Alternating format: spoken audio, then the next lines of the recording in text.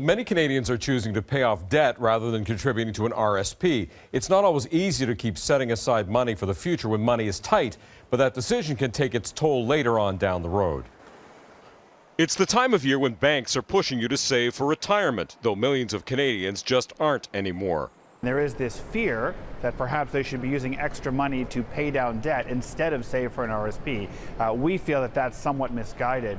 Take this new poll from CIBC. 16% say they'd contributed to an RSP. Another 16% planned to before the deadline.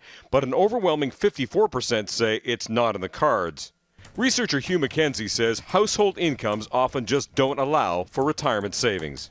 For the average person, for the median person in our economy, it's pretty much flatline, and that means that people are feeling really pinched. The financial squeeze is driven by lower incomes and growing debt. Canadians seem to have blurred the line between needs and wants. You may want a new car, but you really need a retirement plan. A poll for Global News found half of respondents don't think they'll be able to retire comfortably. Yet more and more are foregoing traditional tax-free savings methods.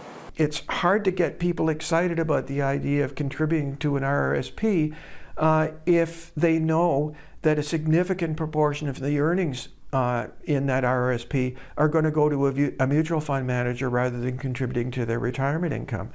Polls show young people in particular aren't buying in. They're often saddled with student loans and other debt. Getting into the habit of at least setting aside some of the current funds for future use is something that is very, very helpful. But in fact, a growing number of Canadians are taking money from their RSP savings to survive, making those retirement years even more of a challenge.